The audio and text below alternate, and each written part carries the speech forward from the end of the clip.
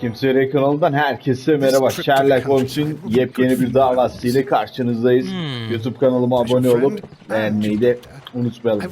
Hadi bakalım davamızı çözelim. Fresh air, brisk walks, bird watching, chopping wood. Sounds intolerable. Certainly it sounds delightful. But you haven't yet told me who your friend is, the one we're going to visit. He is a bee lover. A bee lover? Do you mean that he keeps bees? That must be Mrs. Hudson, bringing the warm cloth that I requested. There is someone to see you, Mr. Holmes. I have no time. Send whoever it is away. Yes, Holmes, I really think we ought to leave now.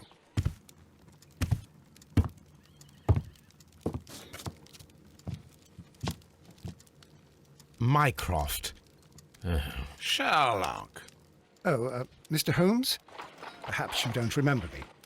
I'm Dr. Watson. We met at the Diogenes Club a few years ago. I documented our encounter in a short story I gave the title The Greek Interpreter. He does remember you, Watson. My brother remembers everything, and that is why he is so valuable to the government. We're about to depart for the train station. I know. You know? Sherlock, I need your help. There are people who presently threaten both our country and the crown itself. You must help us with those methods of yours. Need? Help?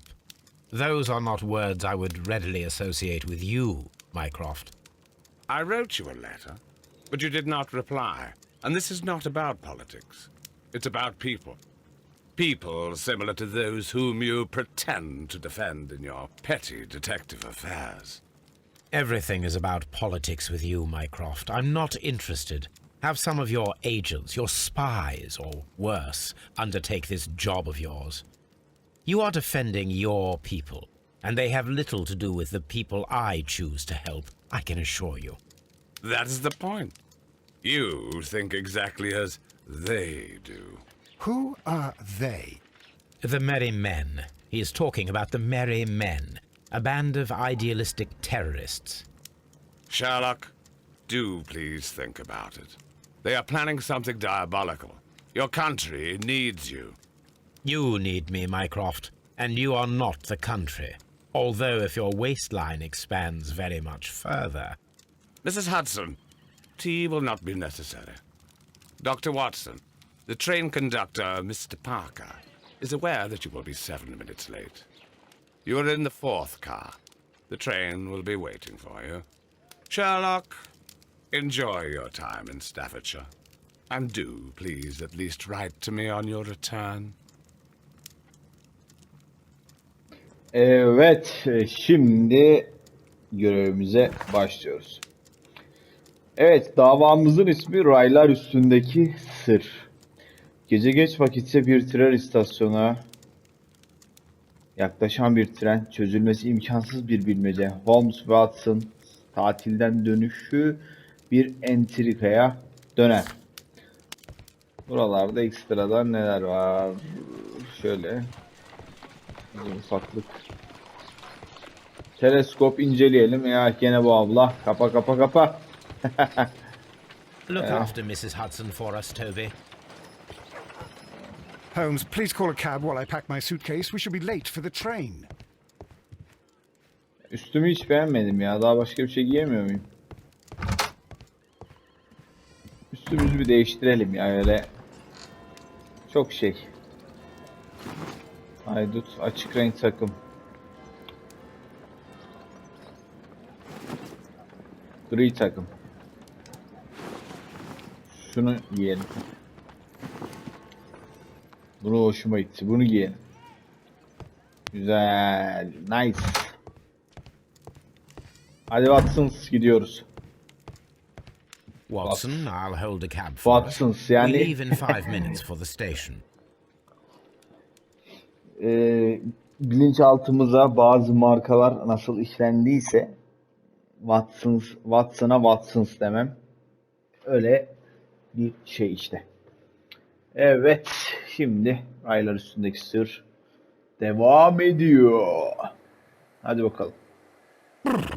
What a Mesela gloomy night. It was warmer inside the waiting hall. Since the station Kağıt master told havluya us that the train veya is about to kağıt arrive, rulo, we should not have to wait very much longer.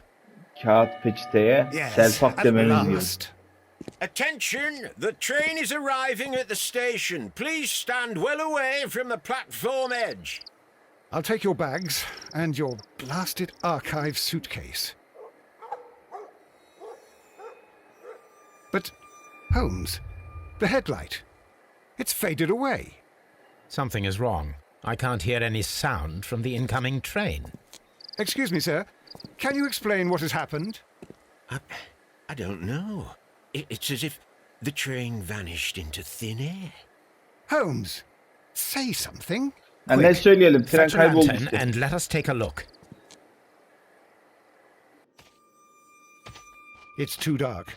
Only fog and rails, nothing else. There is no use in stumbling around here at night. We will come back tomorrow. Yarın geleceğiz. Geri geleceğiz. Geri.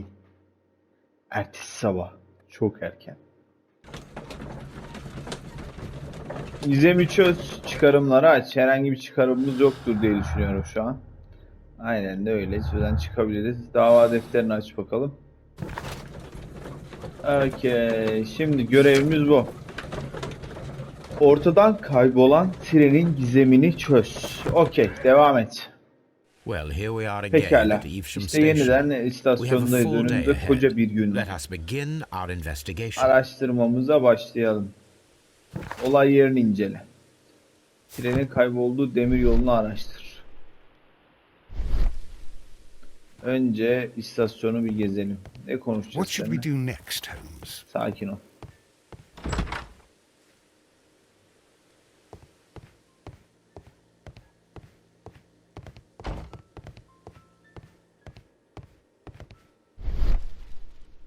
Şöyle bakalım etrafa. Buralarda bir şey var mı?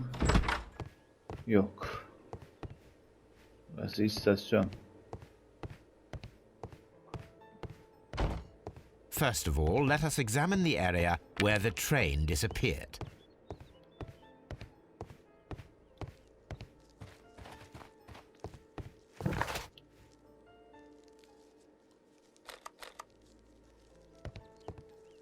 Oğlum tren burada kaybolmadı mı?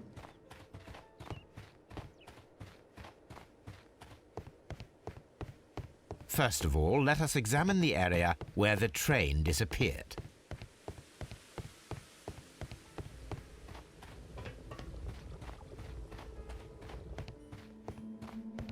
Tren gelmeden kayboldu. Ho. Tren geliyor. Çık. Hayal etme yeteneği objeleri ve canlandığı kısıtlı bir This şey. is the place where we saw the train vanish last night. Evet, burada demiryolu uykucuları. Railway sleepers, nothing unusual. There are no tracks or footprints on the ground. A discarded item, possibly thrown from the train. The rails have not been touched. There's nothing unusual here. There are no signs to indicate that the train ran off the track, nor are there any other traces. There is nothing whatsoever. There are no clues. But then, a negative result is also a result. Oh, I see what you're getting at. No clues and you're smiling. Yes, Watson, I do smile on occasion. This mystery appears very promising. This investigation won't be simple. We shall require a map Araştırma of the region. kolay olmayacak. Perhaps the Bölgenin station bir master could lend us haritasını one. istemez. Evet. Yerel bölgenin haritasının soruşturmanın geri kalan için çok büyük bir yardımı olabilir. Buradan daha fazla gidemiyorum herhalde. Yol bana müsaade ediyor mu? Etmiyor. Okey. Lan oğlum dur. Bakalım neler göreceğiz.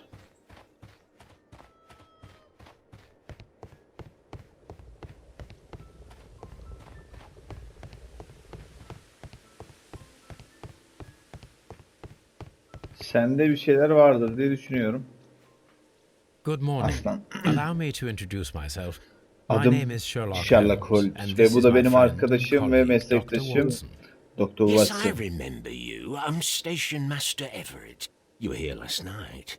So, you are Mr. Holmes, the great detective. Will you be investigating what happened? I shall indeed.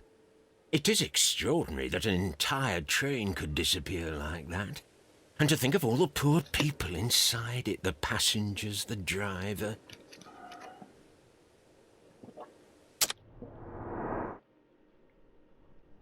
Evet, bu dayının bir karakter analizini yapalım.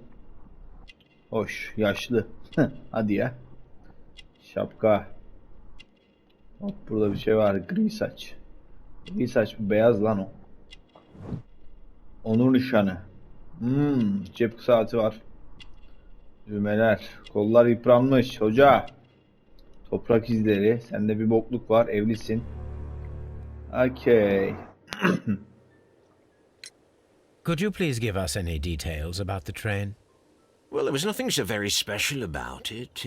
At least not that I can recall. My memory's not what it used to be. However, if you need it, you can have the train composition report. It's inside my office. Abinin ofisinde bir tane rapor var.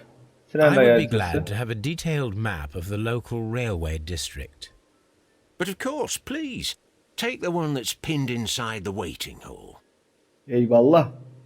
See you later, my good man. Sonra görüşürüz adamım. Holmes, Ofisi burası mı? Railway post bags. Demiryolunun posta çantaları. Burada başka bir şey yok. Burası posta odası.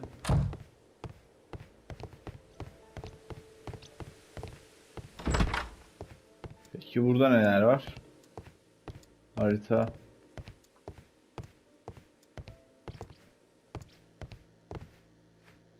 Ofis masası. Telgraf. a new telegram. Yeni bir You telgraf. should meet this Mr. Robinson. Robinson'la tanışmalıyız. Tanışalım. Tim istasyonların dikkatine. Bay Robinson şu an Bridlington istasyonunda. Okey. Tren Here is kompozisyonu. the train set. Hat, Nottingham, Londra. Lokomotif, kömür vagonu, birinci sınıf vagon, posta vagonu, özel vagon, ikinci sınıf vagon. Bu bir bayanda bir sıkıntı var. A telegraph.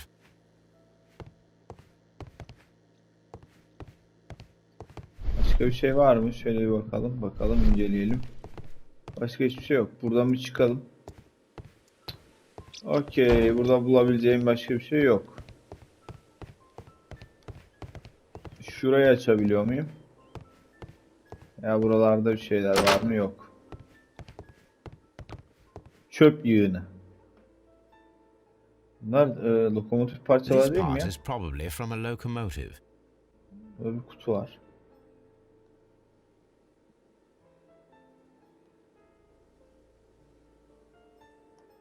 Çan.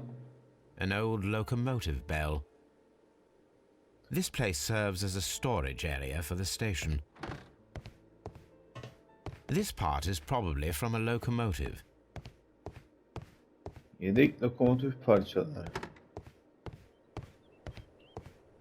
Peki. Şimdi şurayı açalım. Peki burada ne var? Görmek istediğimiz. Harita nerede? Demiryolu haritası. This map will be useful. Harita. Nottingham, London. Güzel.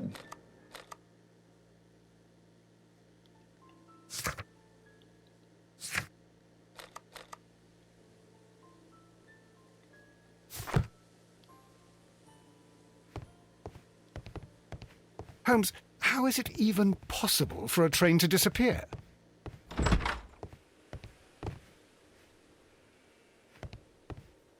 Şuradaki adamlar var. Dikkatimi çekti. Bu ne işe yarıyor? At arabası.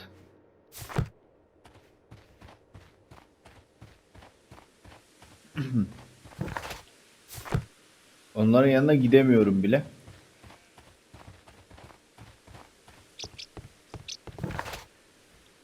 Evet, delil.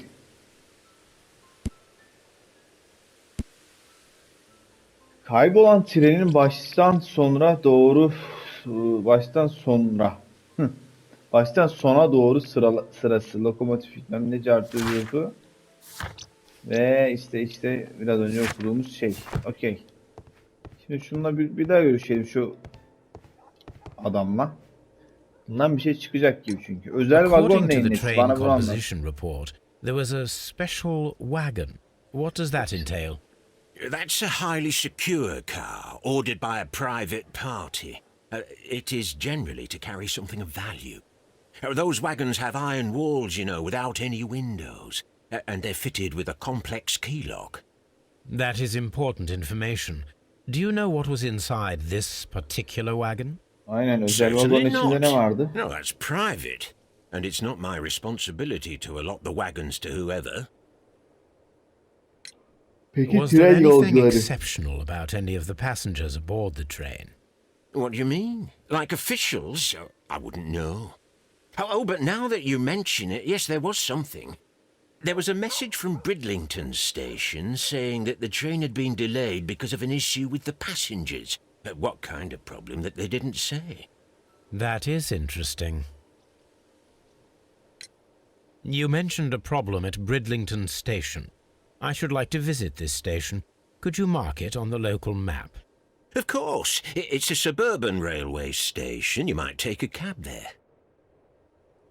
See you Eyvallah. later, my good man. Bu adamın bir işi var gibi ama çözemedim. Ama öğreneceğiz. Yakında her şeyi göreceğiz. Bakacağız. Hadi Watson. Gidelim buradan. Şimdi karakterlerimiz açıldı. Karakter portresi. Ve Sam istasyon kaptanı. Bu adam 60 yaşlarında ve uzun süredir evli. Kollarında taze toprak izleri bahçıvanlığa bir tutkusu olduğunu ortaya çıkarıyor. Şerefli istasyon kaptanı rozeti uzun süreli bir personel olduğunu gösteriyor. Bütün bunlar sessiz ve sakin bir hayat istediğini gösteriyor. Diyor. İstasyonunun da yolcularla ilgili bir mesaj aldı. Peki, şimdi bizim oraya gidip onunla görüşmemiz lazım. Evet, orası da açıldı. O gece trende bulunan yolcular hakkında bilgi topla. Özel vagonun ne taşıdığını öğren. Okey. Bridlington. Hadi bir gidelim bakalım oraya. Bizi neler bekliyor? Görelim. Bir türlü pozisyon alamadım zaten ben de. Devam et. Evet, istasyona geldik. Selamun aleyküm. Aç bakalım. Selamun aleyküm. This is Sinirli an yolcu. absolute scandal. It's always the same with these rail companies. No respect for the customer.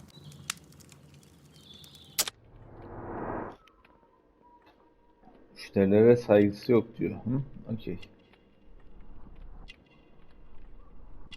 İpek üniforma. Neyin üniforması lan? Bu nasıl bir üniforma? Bilet. Business. Değil. Evli. Eller. Hızlı git. Please What happened? calm down, sir. What is your concern? Concern? What is my concern? I'll tell you what my concern is. Last night I were on the train as usual with my colleague, heading home. Then along came this ridiculous ticket inspector, who started arguing that our tickets were invalid. He made us get off the train, and he was extremely rude about it. Were you aboard the train that vanished last night? Yes, I heard that it disappeared, but I don't care because we would have stopped before then anyway. Our tickets were valid and no doubt about it. And then, to top it all, the ticket inspector pushed everyone else out too, except for a bunch of rich. Well, of course their type don't need a ticket. Can you Zengin- recall anything more specific about this fortunate group? Zenginler her Oh, yerde yes. They ayrılıyor. were all foreigners. Spanish-looking toffs with snake eyes. İspanyol tipler. Goodbye, sir. Sen? Good day to you, sir. Good day. To whom am I speaking? My name is Sherlock Holmes, and this is... Are you a representative of this damned railway company? Because I have a complaint. We are not from the railway company. We are... Well, in that case, Mr. Shamrock Flomes, please Shamrock excuse Flomes. me, but I'm not in the mood for idle chit-chat at the moment. Abi biraz artist kaba. Senin fıskiyeni alırım. Avustralya şapkası.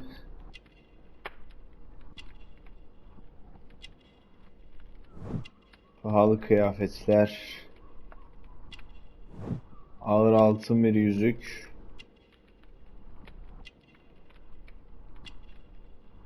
Yılan derisi ayakkabı. Süslü ayakkabılar. Timsah derisi. Dayıcım biraz zengin. You must be Mr. Robinson, is that correct? Yes? I am leading the investigation of the disappearing train. It would help if you could answer my questions.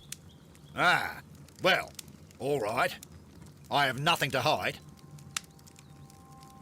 Şu özel I vagondan presume it was you bahset bana who biraz. placed the order for the special wagon. Aslan. Yes. It was to transport my valuable prototype safely to London. My prototype is a revolutionary device. It is capable of producing electricity. I'm a businessman and an engineer. I had already found several potential customers for my invention, but I was very optimistic about the directors' board who were travelling on the train last night. You mentioned a director's board. Which company do they own? The Chilean Barcazes Company. I had Barkada. made an appointment with them. Now they are lost, along with the train and my prototype. What do you know about the Barcazes company?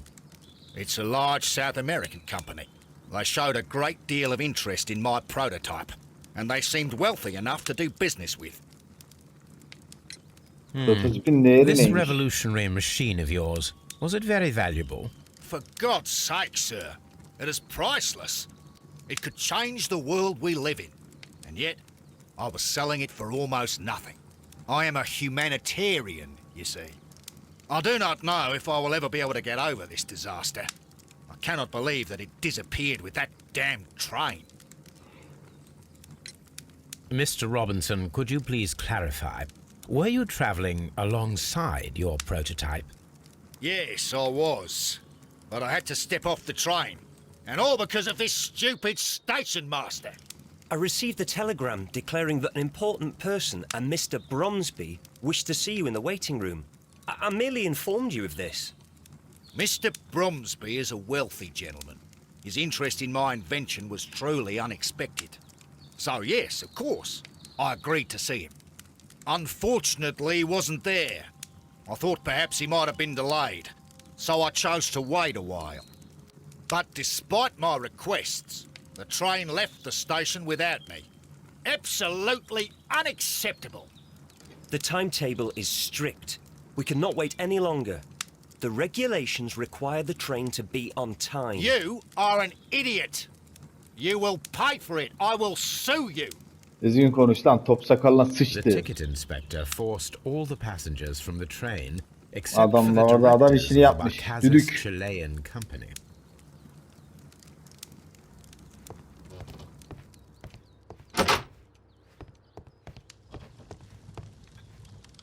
Silemez o beni. Yerdeki boşluk.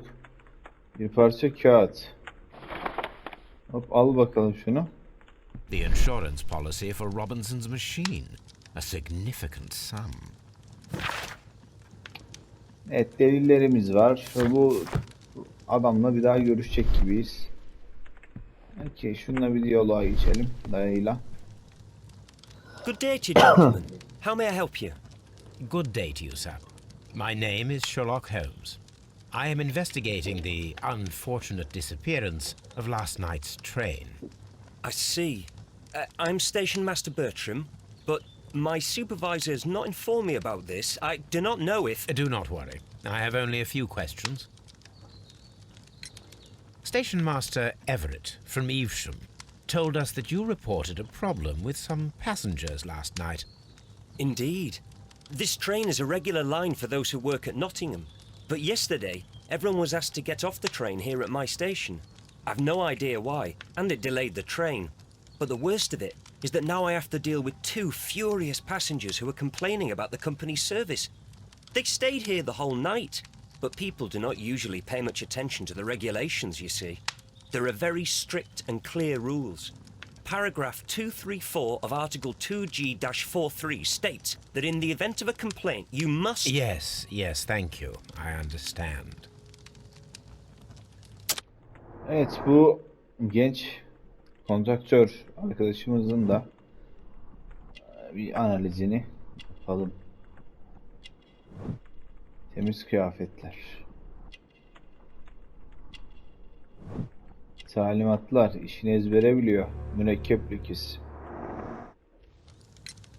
Olağan dışı herhangi bir şey yaşadın mı dün? Did you notice anything else that was unusual last night? I did.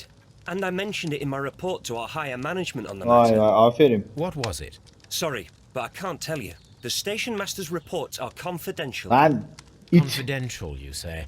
How long have you been Açlarıp working senin here? istasyon şefliğine. I've worked here long enough to be quite capable of managing a railway station.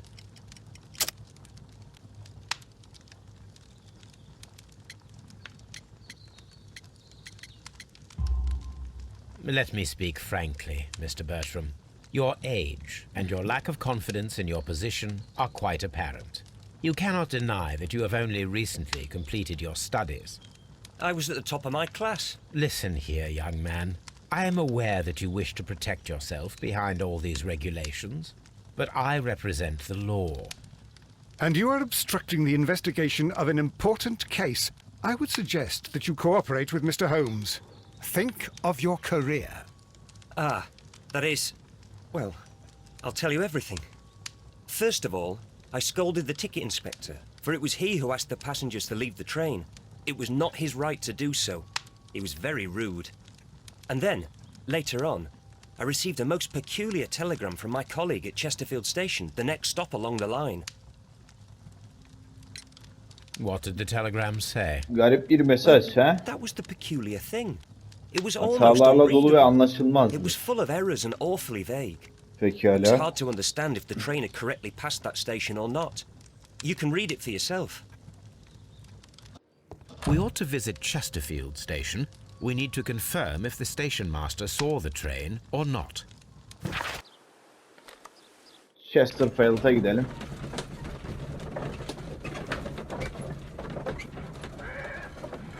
Devam et. İstasyona geldik. Şöyle bir etrafa bir bakalım. Direkt istasyona girelim ya.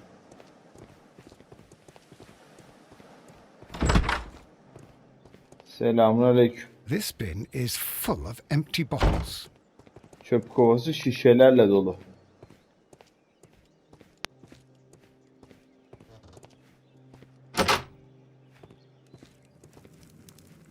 Babuş A uyuyor. telegraph. Morse alfabesi. I had thought that all station masters knew the Morse code, but apparently not.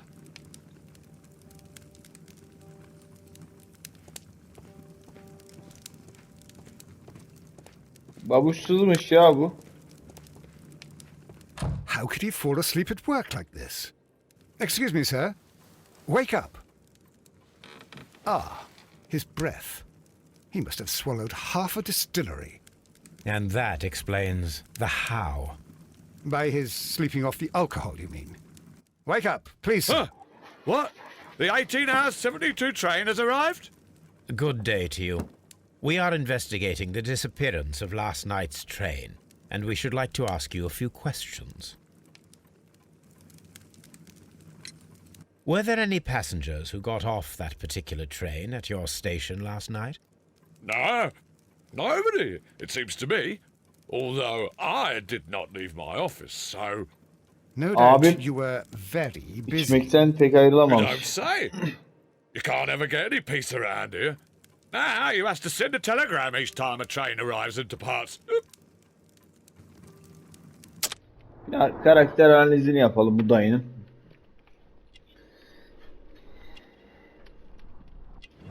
Kırmızı burun, alkolden. Çok içmiş. Apoletler, temiz kıyafetler. Evli. Aha. Alkol matarası.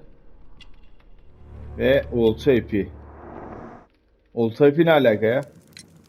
Station Master Bertram from Bridlington showed me a strange telegram that he received from you last night. It concerned the train, but it was barely comprehensible. What? He's a fastidious little twerp, that Bertram. I remember everything quite clearly. It was late, and I was tired, but I did my work. So what? There's no need to be so petty. Bir anlat bakalım bize.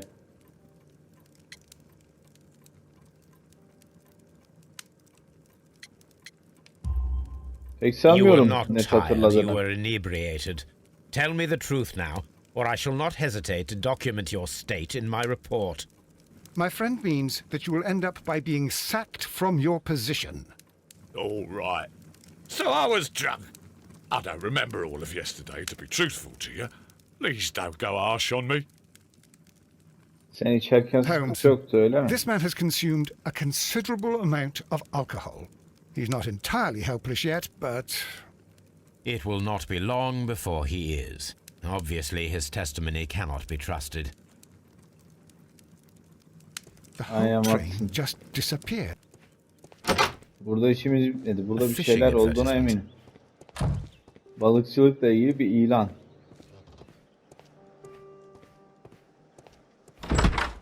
Buradan geldik. Dur. Diğer tarafa Watson, çık yolumdan. Locked. There is Yeah. no sense in asking the station master to open it. We shall have to pick the lock. Kilidi bir şekilde açmalıyız. Öyle mi? Okey.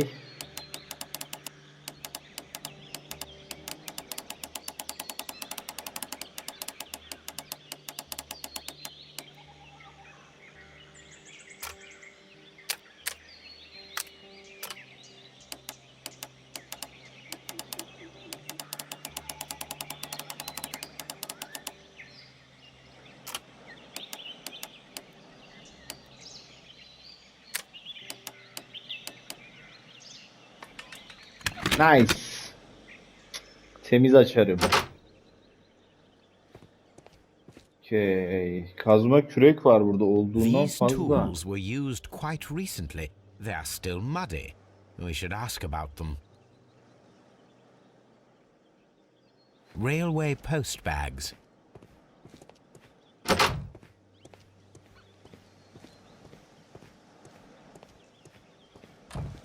Şuraya bakalım. Hoppa. A handcar wheelbase. Interesting. It appears that elements of the same construction were scattered everywhere. Watson, please tell me, do you believe in magic? Of course not, Holmes. Then you are of the opinion that a train cannot simply disappear. Well, we both know that that is obvious. Why are you asking such peculiar questions? A little patience, Watson. You will understand my point quite soon. So, are you quite certain that you saw the train at Evesham Station? Yes, of course. We saw it coming. The headlights, and heard the whistle. But that is it. We didn't see the train itself. But... Oh, Holmes, I'm a little confused. Çünkü treni görmedik. Çünkü bunları gördük.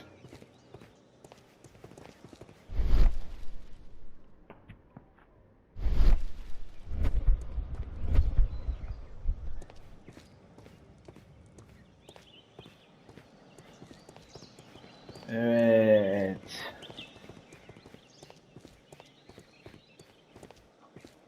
Bekleme salonunu da bir inceleyelim. Bakalım buralarda neler var.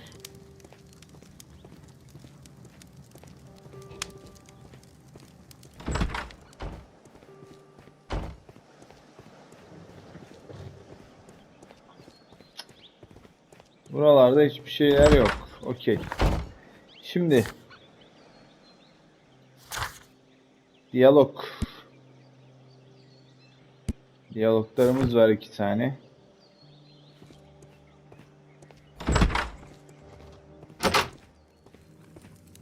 Sarhoş. Bir bak bana. You have quite Aletler ne a ayak? number of dirty tools lying around here. Ah, yes. Well, thank you for reminding me. I should clean them. Although, might be easier to put them outside. Seems it might start raining soon.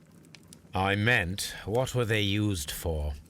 Some workers come here and borrowed them from me. They wanted to lift the edge of the railway to one of the stations on the line, so that the water wouldn't come in too close. İşçiler. Who were these Kim bu workers? işçiler? Well, they didn't seem to be from the company, but they was fine lads. They invited me to share a drink. Öyle mi? İyi adam And diye whatever it herkes, was, it had a kick to it. herkese bir şey vereceksin. No, I don't believe so. But see, they knew just what a man needed to brighten up his dull evening. Bir içkiye satmış yani The whole ortada. train just disappeared. Ah, will I ever get any peace? Sus lan düdük. Şimdi bunun diyaloğu kaldı ve bir de şu vatandaşın Chesterfield istasyonu kaptanı alkol bağımlısı, yüzünün rengi özellikle de burnu hiç şüphesiz bunu doğruluyor. Buna rağmen karısı ona iyi bakıyor. Tembel, dikkatsiz ve belli ki görevini yerine getirebilecek bir vaziyette değil. Aynen öyle. Şimdi görevler, özel vagonun ne taşıdığını öğren ve şurada diyalog. Bu diyalog için şeye gitmemiz lazım bizim. Lincoln. Şu çıkarımları bir açalım. Evet. Şunu bir kapat. Tren içindeki insanlarla beraber kayboldu. Trenden iz yok. Yok, bu bundan değil. Şöyle bütün hepsine basacağım. Okey. Neymiş bu? Görev. Sahte tren deneyi. Bu sökülmüş gezici demiryolu lokomotifi bizim gizemimizle doğrudan bağlantılı görünüyor. Kaybolan trene benzeyip benzemediğini görmek için bu aletin parçalarını yeniden bir araya getirmek gerekiyor. Okey, tamam. Ayrıca bakalım gezici lokomotif parçaları. Şunlar bu mu?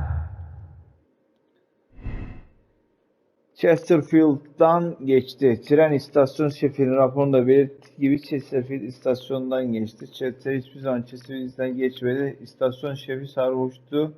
Tanıklı da bunu doğru kabul edilemez. Bence bu. İpuçları.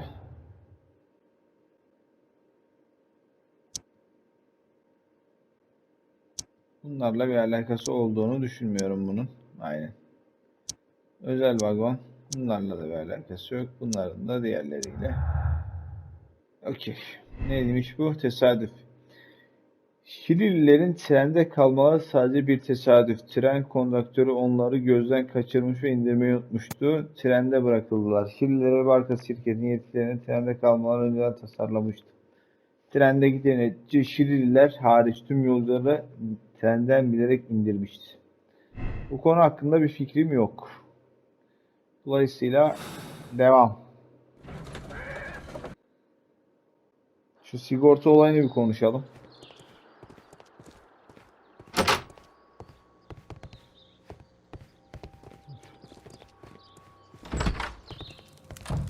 Aslan. According to this document, you have insurance for your prototype. Oh, thank God. Where did you find it? Near the telegraph station. I must have lost it when I tried to send a message, which I was prevented from I doing. apologise for that, but regulations state that public access to the telegraph is strictly prohibited. Upon my word, you Sürekli keep on digging yönetmelikten that hole of yours. konuşuyor. You have no idea who I am. I see that you kept your grip sack with you. Why don't you leave it in the luggage room? I've had other things to think about. I lost my prototype. And this idiot station master just stands here doing nothing to help. Oh, but Well, that won't do at all. Station Master, I believe that the regulations state that any passenger luggage should be taken to the luggage room. I'll do it right away, sir. Sorry, sir. This Robinson is quite a character. We should learn more about him. Şunu çantalarla bir karıştıralım.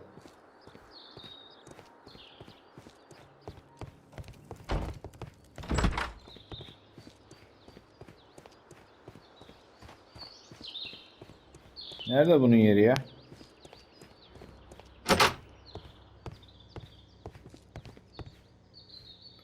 Robinson'ın valizi. This gripsack belongs to Mr. Robinson. I think we should open it, Holmes. This is what they call force majeure. I'll keep watch. Of course. Hadi şunu bir açalım. Evet, yine müthiş kilit var. Nice. Çukka.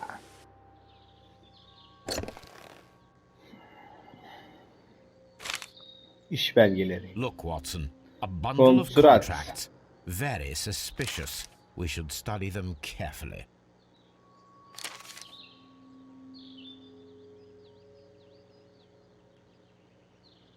An exclusive sales contract. Mr. Robinson is the seller.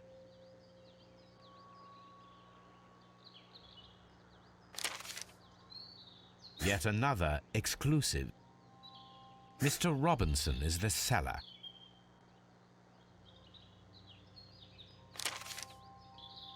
Yet another exclusive sales. Mr. Robinson is the seller. Yet another. Mr. Robinson is the seller. Well, Anladığım it is very kadarıyla clear that this Mr. Robinson received prepayments from various people for his machine. ben olayı çözdüm. Yani tam olarak çözdüm denemez ama anladım diyelim. Şöyle bir yıldız haritamızı açalım.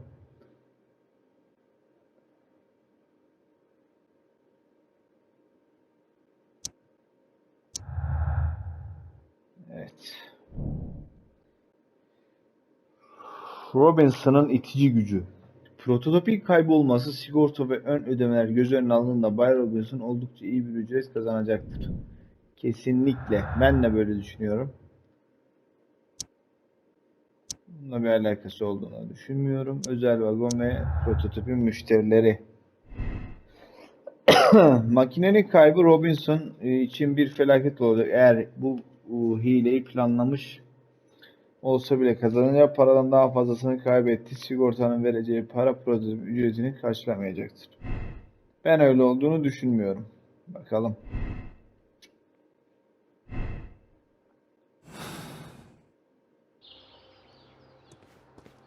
This Robinson fellow seems suspicious. Aynen, biraz şüpheli. Sökülmüş olan gezi lokomotif işte ilgili. Onu yeniden kurmalıyız. O zaman Chesterfield'a geri gidiyoruz.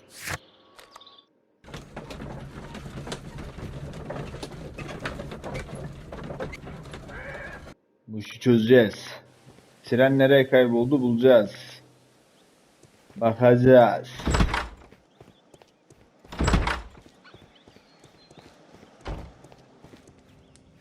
Evet, sahte tren deneyi. I should use.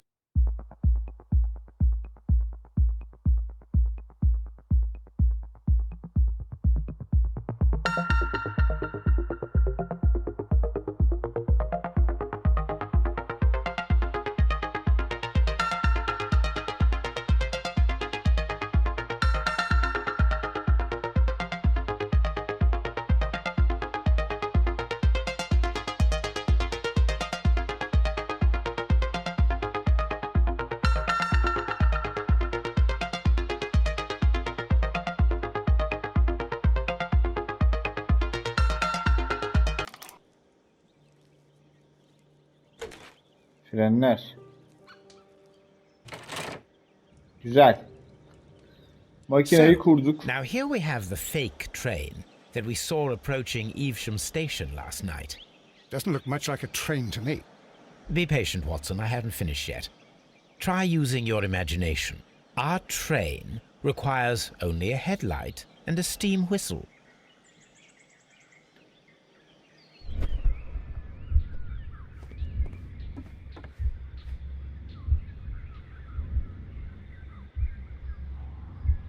We need to attach a headlight and a steam whistle. Okey, şimdi şöyle. Bu treni çalıştırmadan, harekete geçirmeden önce çan mı? Buharlı çan mı?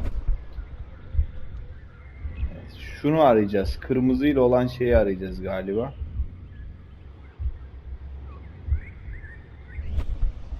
Şimdi gidip onu bir bulalım. Bir fener.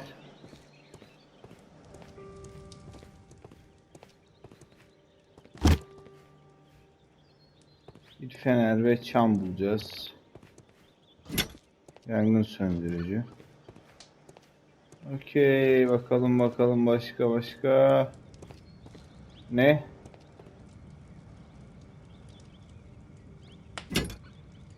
Far.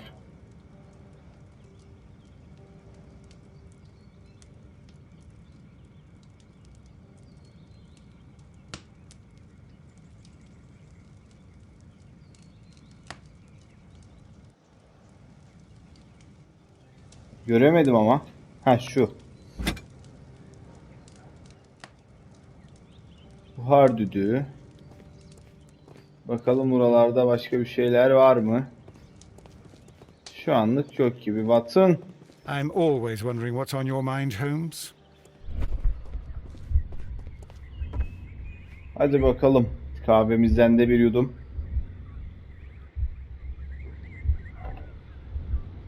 Okey. Şimdi uzun çubuğu koy, farı bağla.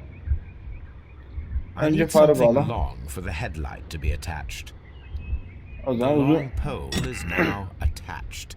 It will allow uzun bir us to çubuk. connect the headlight. The headlight is attached. Farı da ekledik. The steam whistle is now connected. Buhar Holmes, düdüğü de what can tamam. we do to make the steam whistle work? It is elementary, my dear Watson. We Onu shall da need buldum. a fire extinguisher. The Yangın fire söndürücü. extinguisher. Now let us see what we have here. Okey, tamam. Gezici lokomotif kaldırıcı. İşte bu.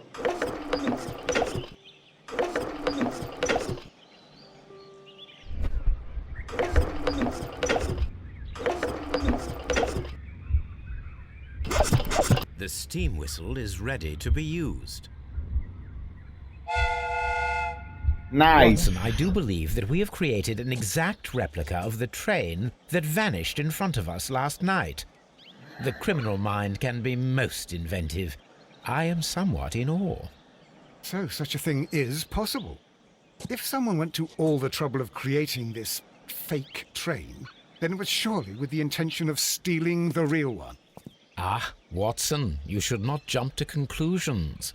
In fact, this does not tell us very much at all, except that the train did not evaporate into thin air. Although you half suspected it. At any rate, we now need to find where the real train might be hidden. Gerçek trenin nerede I suggest saklı we use my olabileceğini bulmamız archives lazım. to find a more detailed map of our surroundings. Well, I hope that justifies our having to load your massive archive suitcase onto the cab. It made us extremely unpopular with our driver. I'm always wondering what's on your mind, Holmes. Şimdi dava dosyalarımızı bir açalım. Arşivlerde ara. Arşivlerde ara, arşiv. Bizim arabaya gitmemiz lazım o zaman.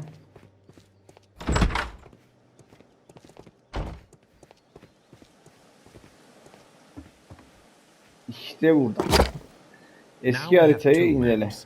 We must combine them properly.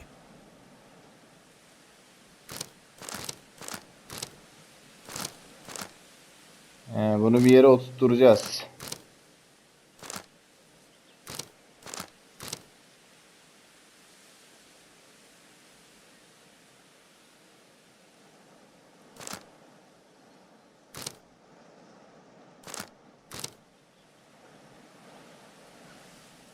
Oo, bayağı büyük, bayağı büyük.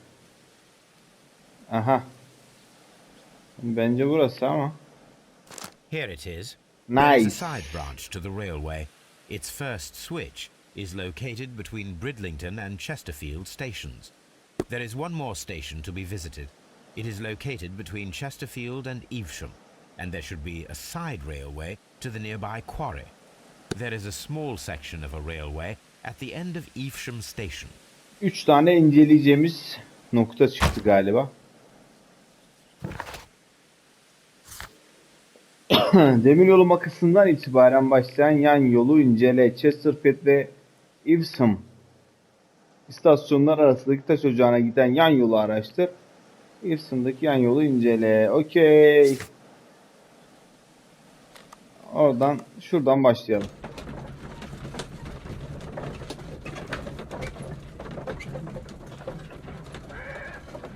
Devam et babuş.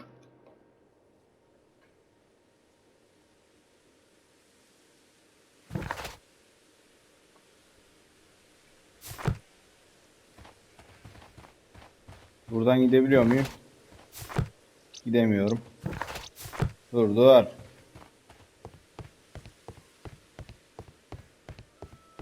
Buradan gidebiliyor muyum? Evet, buradan gidebiliyorum. Ama buraya kadar mı gidebiliyorum? Aynen. Okey, geri dön.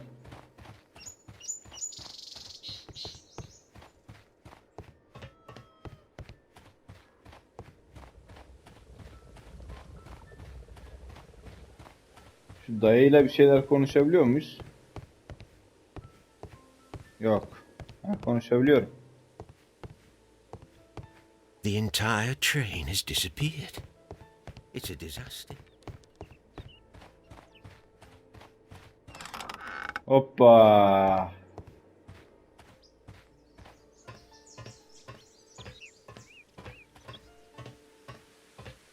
Yok. There was a Bina building kalıntıları here var. not so long ago. But I don't understand, Holmes. Why would anyone destroy the shed in such a manner? It was disassembled in great haste. It is most odd. A fake train. Ha! What a clever and devilish trick.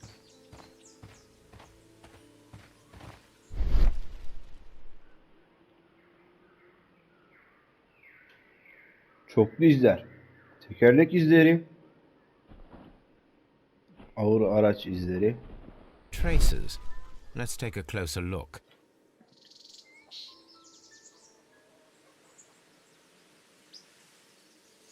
Nothing interesting here. Nothing interesting here.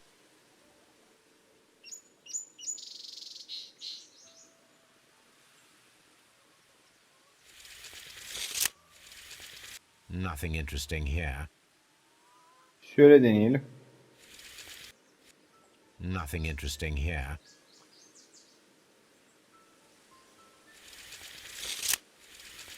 Nothing interesting here.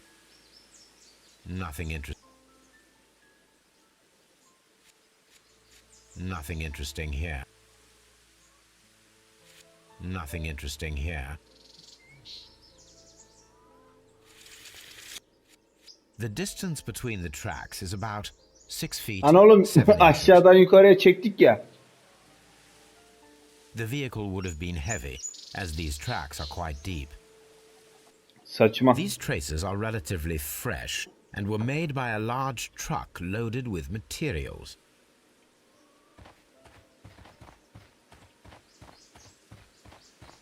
Bakalım başka bir şeyler var mı?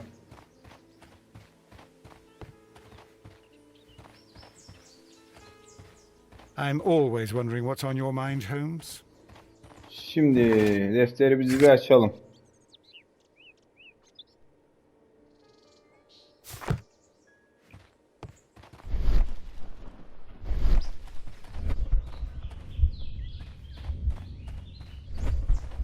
Buralarda daha başka bir şey yok gibi.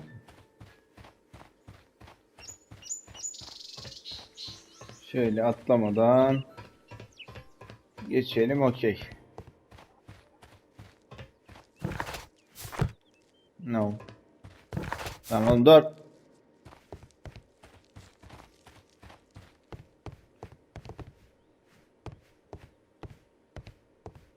Makara, merdiven.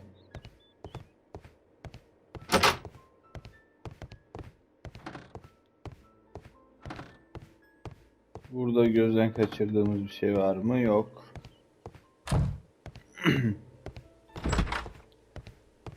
Şuna diyaloğa girebilecek miyiz? Evet, girdik.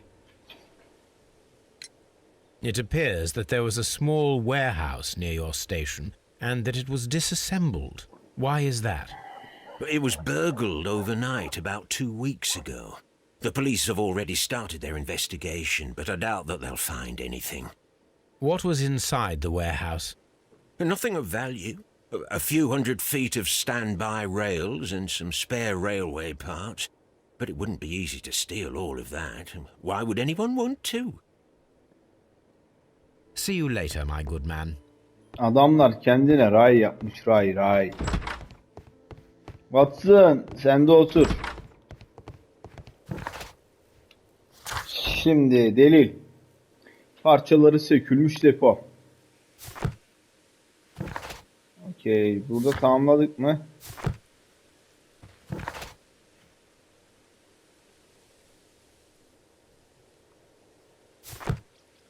Taş ocağına giden yan yolu araştır. Okey.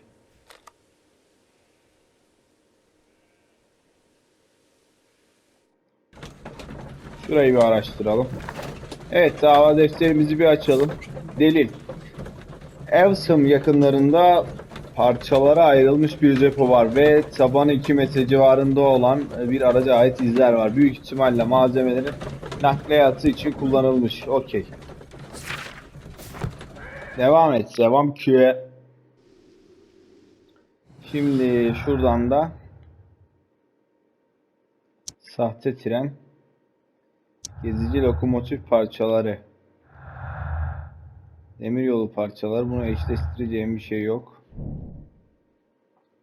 Daha önceden kayboldu. Tren aslında hiçbir zaman Evesham'a ulaşmadı. Daha önceden kayboldu. Chesterfield istasyonundaki gezici lokomotif parçalarını kullanan birileri tarafından sahtesi tasarlandı. Kabul.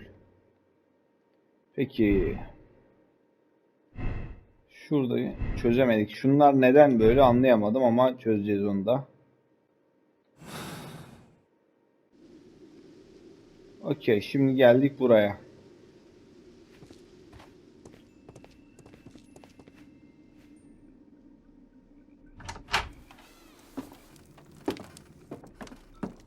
Sen de kimsin lan? A funny character. He looks anxious. And he is not an English. Bir de biz bakalım. Holmes, look. There's a flooded area over here. I believe that the flooded area might be worth checking.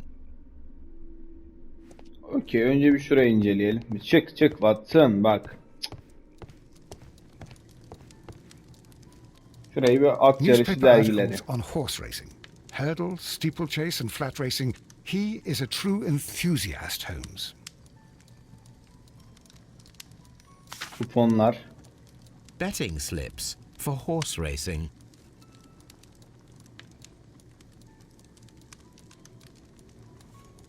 The sums are quite impressive. Tutarları It oldukça can yüksek. be an expensive vice. This man had probably used all his savings.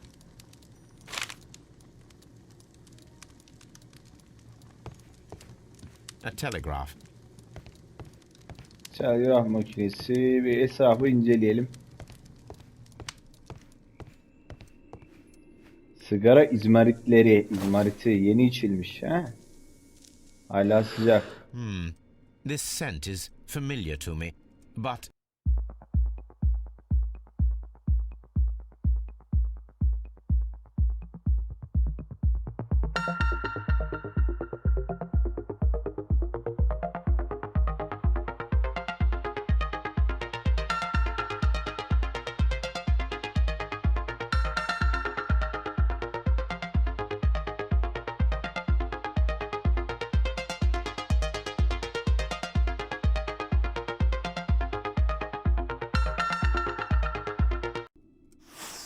a Nice. greenish-brown cigar with a strong aroma, a hint of peppermint.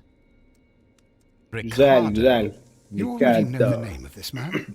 Holmes, you amaze me. No, Watson, I Watson, refer to the Pro'dan cigar. bahsediyor. It is a Ricardo Ricardo Turner. Turrent, a Mexican cigar of an excellent quality. Quite an expensive one, too. Kaliteli olduğu kadar da pahalı.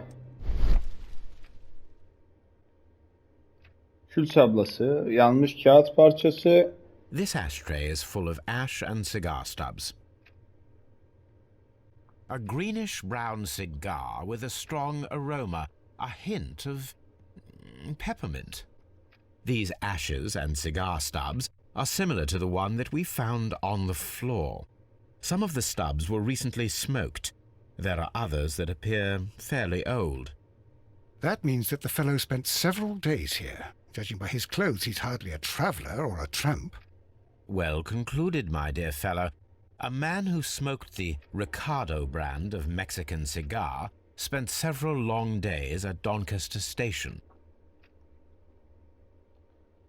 Yanmış kağıt parçası. Apparently, there was a conflict between the Mexicans and the Chileans. This ashtray is full of ash and cigar stubs. Çok fazla kül var, çok. Buraları araştıralım iyice.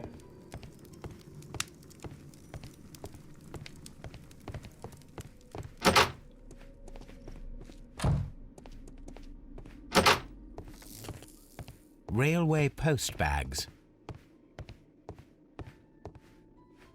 This post bag İstasyon belongs to şefinin the station çantası. master. Açalım.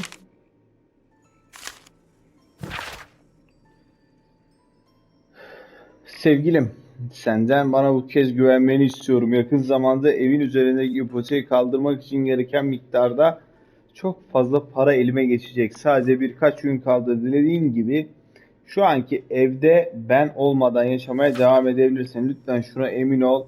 Ben seni hala umursuyorum ve umarım son yıllarda yaptığın hatalara rağmen beni affedersin. Sevgiler, Edward. Edward'dan bir mektup. Avukata mektup. Okey. The Avukata ne station yazdın? master appears to have found himself in some financial trouble. Avukatlık son uyarı mektubunuza karşılık olarak ödemem gereken tüm taksitleri en kısa zamanda size ulaştıracağımı garanti edelim. Edward Duff. Okey, Duff.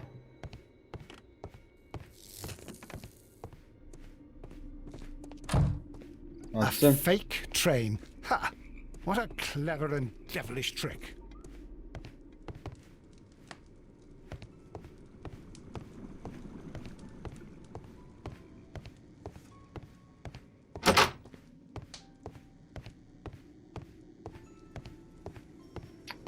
Burada göreceğimiz bir şey yok. Bu dayı var burada, bakalım. Bir konuşalım. Good day to you, sir. My name is Sherlock Holmes, and this is Dr. John Watson. We are investigating the case of the vanished train. Is that so? Well, good day, gentlemen. I am Mr. Duff, the station master of this station. I'll be happy to help you in any way I can, but there's not much that I can tell you about last night. Öyle mi? Öyle mi? Söyleyeceğim bir şeyler yok ha? Bir de biz bakalım. Bunalım.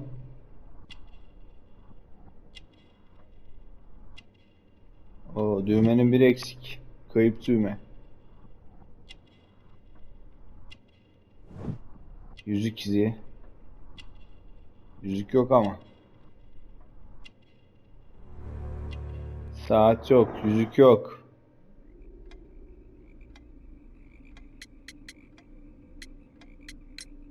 Did any passengers leave or board the train last night? No. I saw no one as usual. I reported the train's passage by telegraph. Just the same as all the other nights. Öyle mi? There was a gentleman of Mexican origin, I believe, in the waiting room. Did you notice him? Fark ettin mi aslan? Ne A Meksikalı mı? Here in Burada. the back Dağ of the başında. alley. Are you quite sure about that? Dalga mı geçiyorsun lan? Eminiz işte. I observe that you are a gambling man, Mr. Duff. You had hoped that your relocation to this small town might have helped ease your addiction, but it was not to be. I beg your pardon. Addiction to what? Kumara. We found a number of horse racing tickets inside your office. Well, well, we all have our weaknesses. An expensive obsession, surely, for a station master. It is none of your business. I occasionally attend the races with my colleagues. And anyway, that's my private life. Benim özel hayatım ha. Su basmış alan It hakkında appears ne that you diyorsun? may be at risk of some flooding along the line here. You mean that the whole bloody lake is at our feet? Quite so. But it is strange, because according to my map, there should be a quarry here, and behind that, the lake. How should I know? I only arrived here a few months ago. And where did you work before that? I was working in Nottingham, but I asked for a quieter place, so they transferred me here. Life is cheaper. I can't really complain. Allah Allah. Var bunda Goodbye, bir. sir. It is obvious that we cannot inspect the quarry. Instead, we can check the beach area around the flooded lake. Sahili incele. Peki burada bir şey var mı? Yok. Sahile bir bakalım.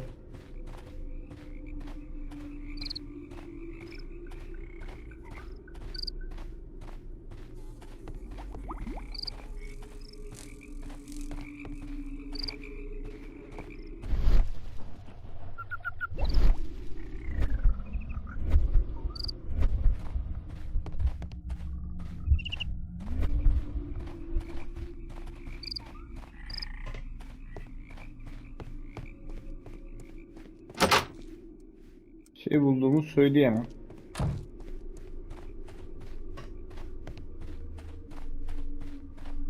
This railway branch should lead to the quarry. Let us take a look. This...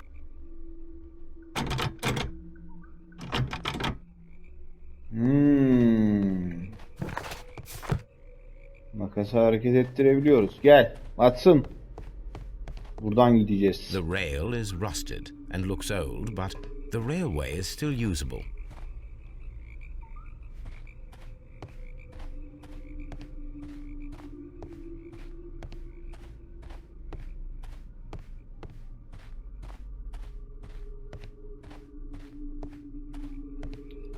Oo, The burada raylar railway varmış. ends here.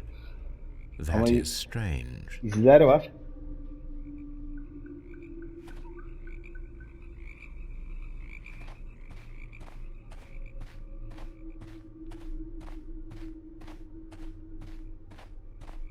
Sherlock.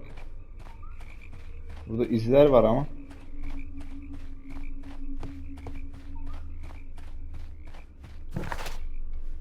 Şöyle konumuza bir dönelim. Göl kenarındaki sahili incele diyeyim.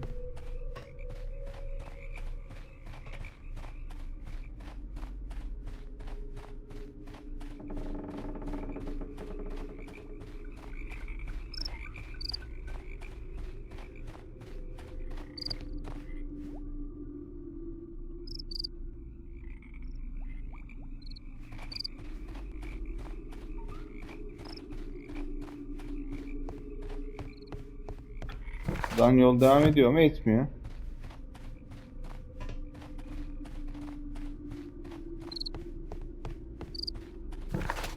Şimdi dur.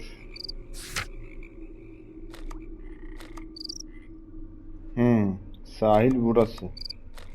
Benden burayı incelememi istiyor. Ben de kenarları incelemeye çalışıyorum. Şimdi çıkarımlarımıza bakacaktım ki Here we are at the beach. Şimdi çıkarımlarımıza bir bakalım.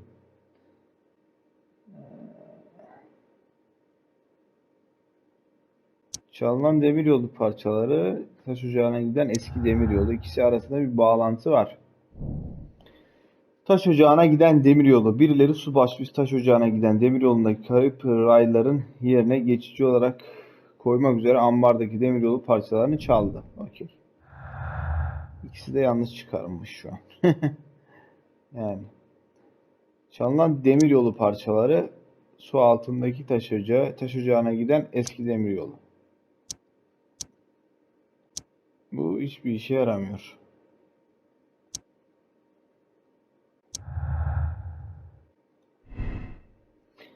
Dantist'in geçici, istasyon geçici şef onun raporunda belirtti. Tren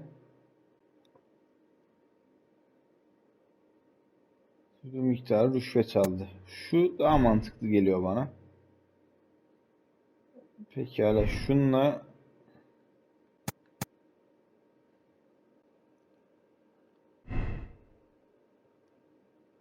ikisi birleşiyor öyleyse.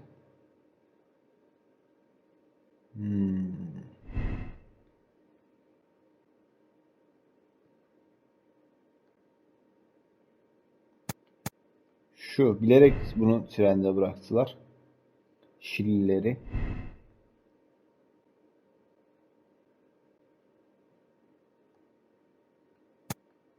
Bunun da ben böyle olduğunu düşünüyorum. İpuçlarına geri dönelim.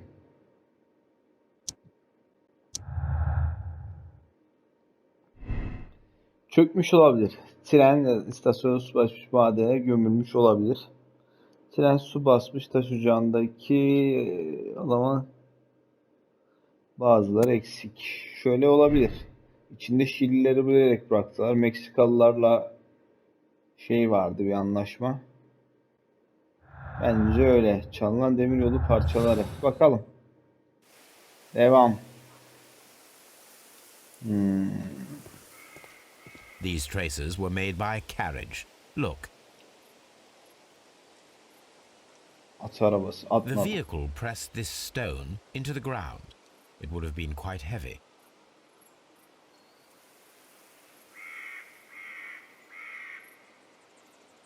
Nothing interesting here.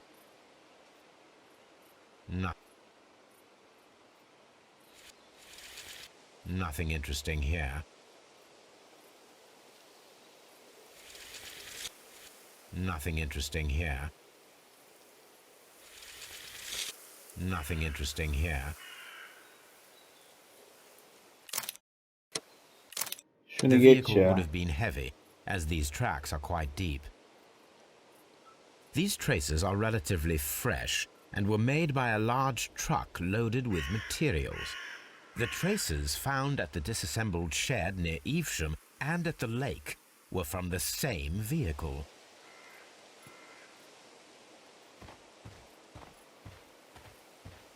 Aynı araca aitse.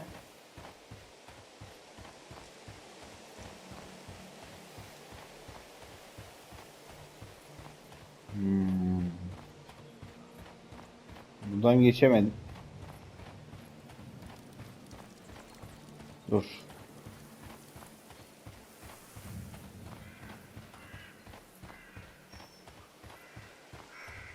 Burada daha fazla incelenecek bir şey yok. Seneki turları ilan. An advertisement for lake cruises.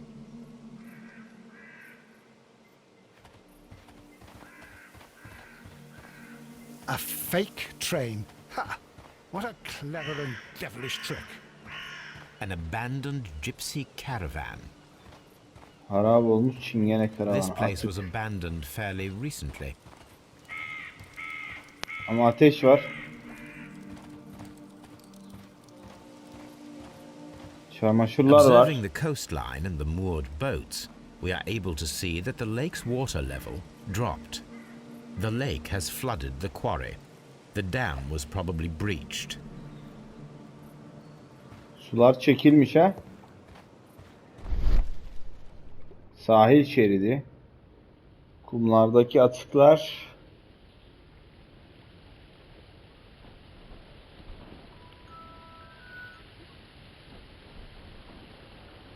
Eser levha.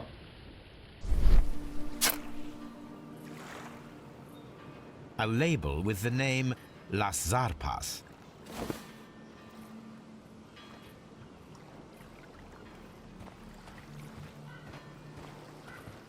Sahil inceleme tamamlandı. I'm always wondering what's on your mind, Holmes.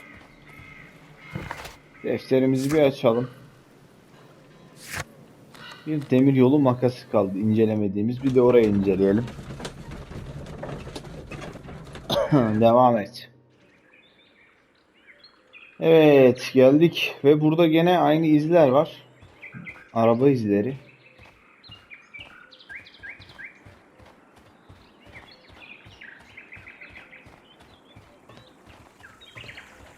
The switch is rusted, but it still works.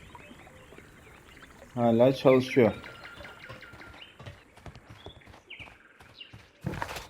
Dur, daha fazla gitmeme izin vermiyor. Mines. This is interesting. Madenler.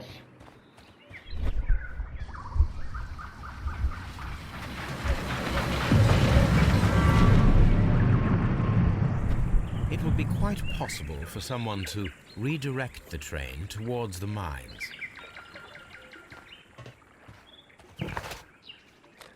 Madenlere mi gideceğiz şimdi de? Okay, madenler. Şimdi bu ne? Arşivlerde arayacağız. Las Zapras. Okey. Ansu Here are the arabada. mines, Holmes. Araba They appear burada. to be abandoned.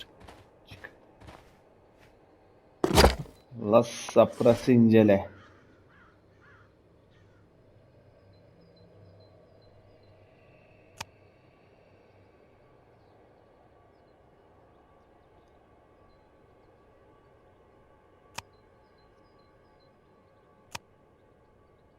Bakalım bakalım.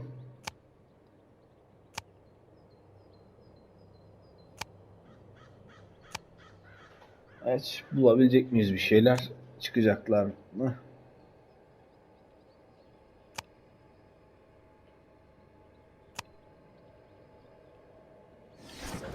Ansiklopediler.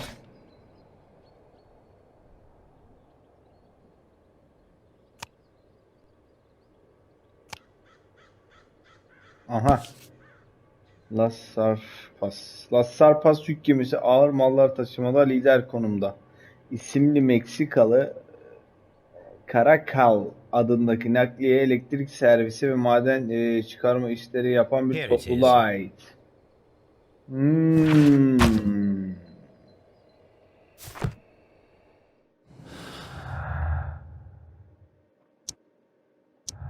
İkisinin bir alakası var. Meksikalılar yakın bir zamanda göl üzerinde yük gemilerini kullanmışlar. Muhtemelen çok ağır bir şey taşımak için. Okey, bağlantı oluşturuldu. Tren su basılmış taş ocağına batmış. Bakacağız. Buna karar veremeyiz henüz. Madenleri daha incelemedik.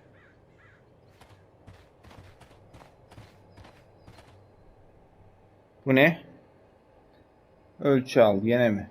Nothing interesting here.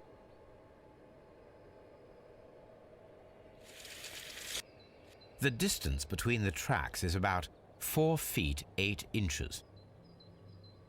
A lightly loaded vehicle came this way.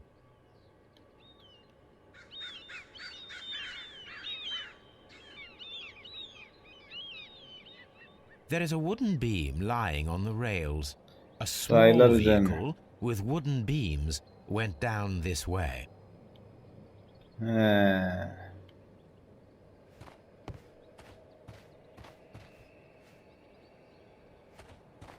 This mine has completely collapsed, Holmes. It is curious, but to be truthful, I am not entirely surprised.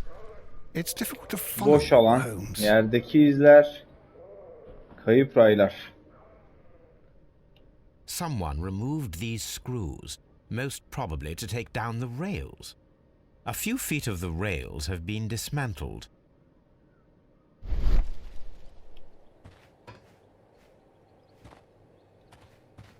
Pekala, bakalım buralarda başka neler bulacağız.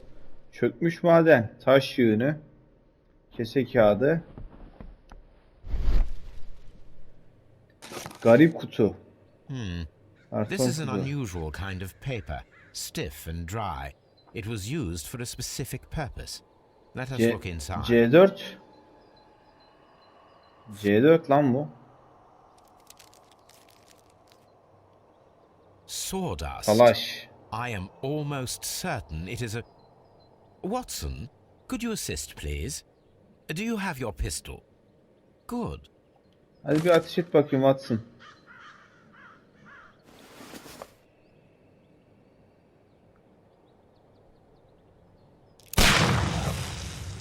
Dedim ya, C4 gibi. Patladı. Dynamite. Dinamit.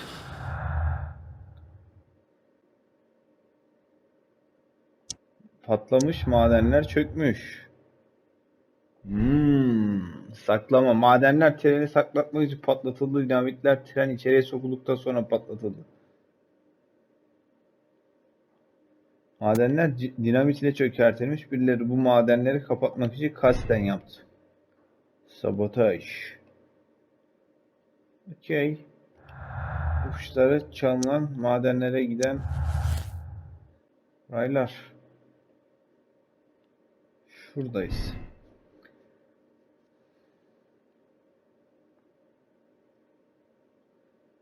Parçalı bakacağız. Bakacağız. Her şeye bakacağız. Sakin. Ne istiyorsun ya benden? Bunu mu işaretlememi istiyorsun?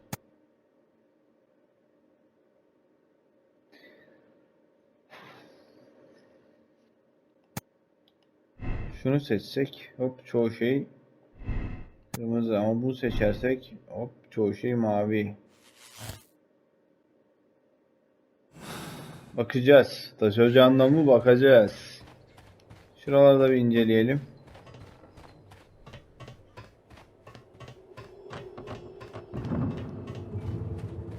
Yok, kilitli. Geçit yok. Kapalı. Atsın.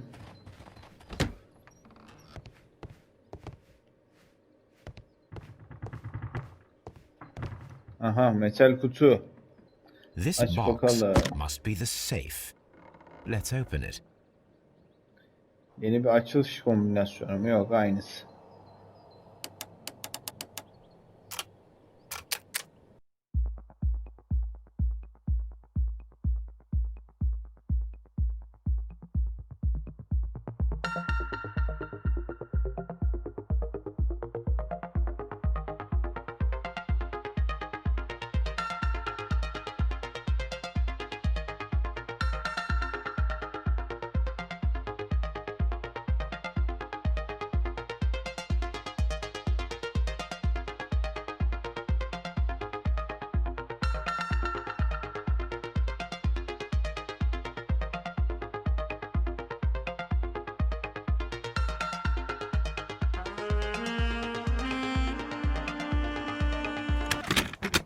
Allah'ım ya, olmuştu işte ya. Gerizekalı, beni boştan yere 2 dakika daha The uğraştırdın ya. Mexican company Caracal and the Chilean Barcazas both want to buy the mines. I need more Belki de information. Mycroft yardım edebilir. Perhaps Mycroft could help. Okey. Şu andan itibaren Barkazas grubu yetkililerin madenlere ücretsiz erişim imkanı vardır. Bu şirket madenlerin gelecekteki sahibidir. Ayrıca bugünden itibaren şirketin temsilcilerinin içeriye alınmaması gerektiğinde bilginize sunarız. Bu açıklama gizlidir ve üçüncü şahıslarla paylaşılmamalıdır. Watson, it seems that both South American companies were involved in the purchase of the mine. The man at Doncaster who fled our approach, he smokes Mexican cigars. Perhaps... Yes, Watson. We should certainly speak with him. Madenleri araştır, tamamlandı. Bakalım buralarda ekstra bir şeyler var mı? Yok, boş.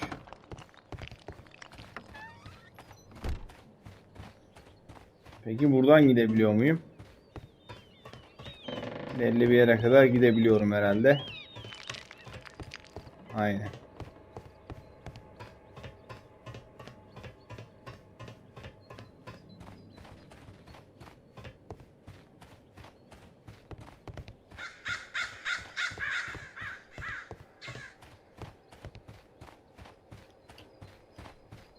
Okey. Şimdiki görevimiz bekleyen sigara içen adam bul. Telgrafı kullan.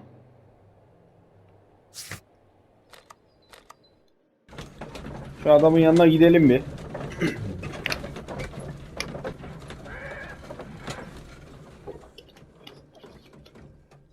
Bakalım bizi neler bekliyordu. Tren istasyonu.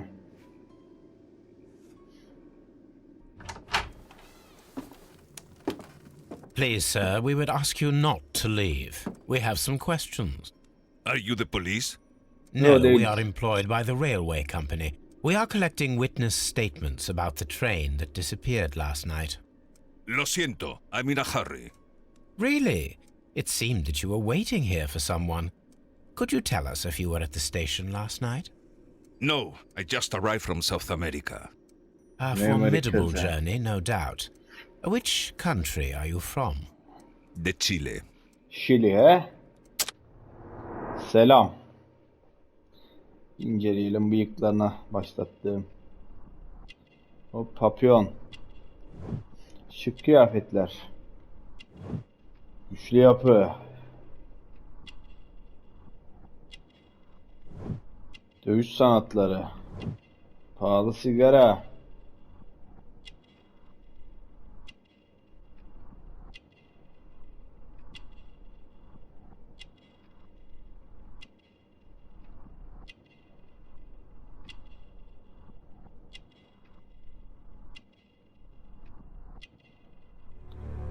Kırışıklıklar. Chile, but you are Mexican. No, you are wrong. Why would you think I'm Mexican? Neden mi? Meksika sigarası, güvenlik sigortası. Meksika sigarası. Because of your cigars. Sí, cigarrillos. So what? Those cigars are the Ricardo brand, from Mexico. It is quite impossible to find them anywhere but there. Pero not your business. I Biraz don't suppose ters that you are on yapıyorsun, ha? vacation. What business brought you here? I was to meet my fellow compañeros. Where did you arrive yesterday? They were on that damn train. I will İşte stay o lanet here and hope trendeydi, that the ha? authorities find them. Or their bodies. It's now my responsibility to repatriate them. Who authorized you to do that? The company I work for. Hangi Could you şirket? tell me the name of the company? Aynen öyle. It's Hangi not your şirket? concern. And Allah what is Allah. your name? Enough questions. Buenas tardes. Not a very friendly man, and he is lying. He said that he just arrived, but we know that he has been here for several days. Telgraf makine şeyi vardı. Bunu bir kullanalım. Minecraft'ta bir I telgraf. asked Mycroft to find out some information on the WEA Coal Company. Here is his reply, and it is an interesting one. İki büyük şirket var. Şilili, Barkaz ve Meksikalı Karakal. İki şirkette kömüre ait madenleri satın almak istiyorum. Meksikalı şirketle anlaşma gerçekleşti ve tüm gerekli evraklar hazırlandı ancak Şilili grubu araya sözü geçen bağlantıları koyarak anlaşmayı başardı. Her yerde torpil dönüyor. Yani her yerde. Oyunda bile bir torpil dönüyor ya. Şu Meksikalılar Şililere karşı kin tutmuyorlar. Sonuçta iş iştir. Mi acaba? Bakacağız. Bakacağız.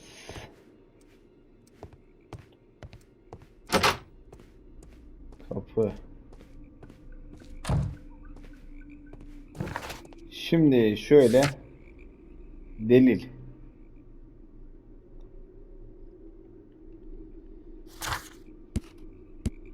son adamımız da ortaya çıktı. Pekala. Şimdi.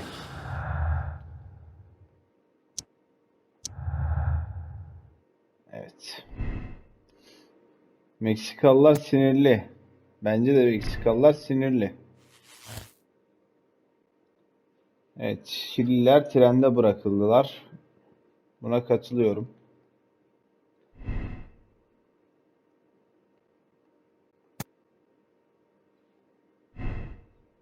Salak bir kurban mı yoksa bilerek mi yaptı bilmiyorum.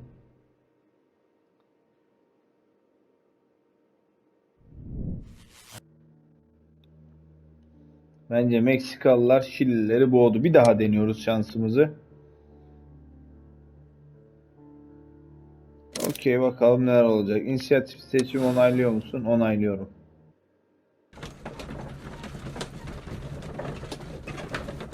Bu defa da yanlış çıkabilir. Ama ben yani Meksikalıları, Then the Şilileri case is solved, Holmes. boğduğuna inanıyorum. Well, I shall require assistance for the arrests. There were accomplices. Ah, but I know that look. You have your own ideas. What are they, Holmes? On the one hand, we have the local constabulary and advice from our friend Lestrade. The problem we have there is that the authorities seem to be incapable of acting quietly. They rely on brute force. It could result in an international scandal. Our other option is Brother Mycroft and his tedious political games. He will locate the guilty parties without any trouble, Yine Minecraft'ın but it will be a çözmesi. long and drawn-out process, and possibly with some compromise that will be to Mycroft's benefit. But I think... Let us go home then.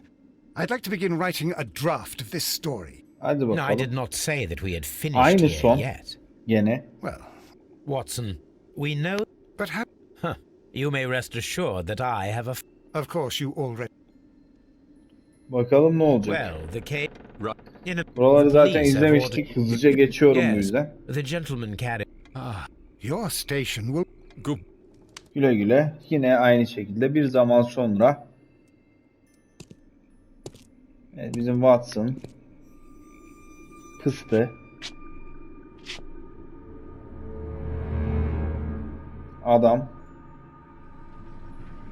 Sherlock geliyor. Gentlemen, you are under arrest. Caramba! Caramba. Traitor! You double-crossed me!